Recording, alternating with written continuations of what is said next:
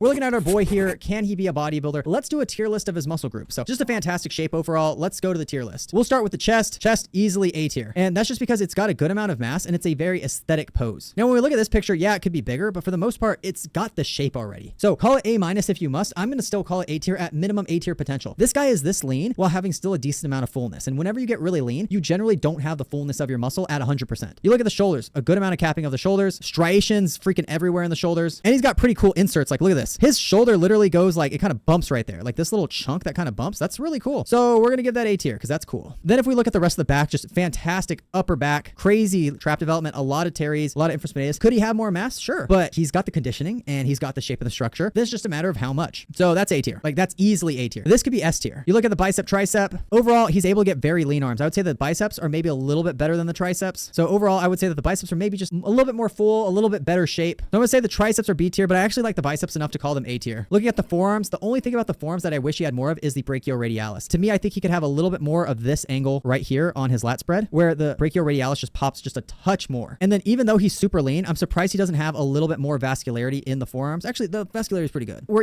just gonna have to call it A tier. We just have to. I still want more brachioradialis, so I'm gonna call it A-, but we'll call it A tier. Okay, the abs, really good thickness in the abs, good separation overall. I would say the obliques, even same thing, they're kind of striaty. I'm still gonna call those A tier. Like this is just a very good physique. You look at the lats, maybe the lats could be a little bit thicker because they could fill in the space a little bit more because he's doing a lat spread where he's not leaning back as much to hit the erectors and the lower lats. He's more so showing off the upper back. So I'm gonna say that the lats, they're not really B tier. If anything, they're B+ tier or A- tier because like they're pretty good. They don't have the same impression as this upper back. Then if we look at the legs, the quads, they don't have the same level of kind of roundness, but they do match because he's not a super filled out guy. Like this is a good natural bodybuilding type physique for a classic physique. So to me, like for quads, I would call them A- tier. Like I actually think that they're really good. And that's because he has a lot of definition. You can even see some feathering. So to me, I'm not too worried about just the shape and the mass alone because it's not all about mass. And then if you look at the calves, I'm going to say that the calves, they're fine, but we're just going to call them B tier for now. But overall, this is an excellent physique. We forgot erectors. Yeah, his erectors are A tier. They're literally striated. Like that's a good look.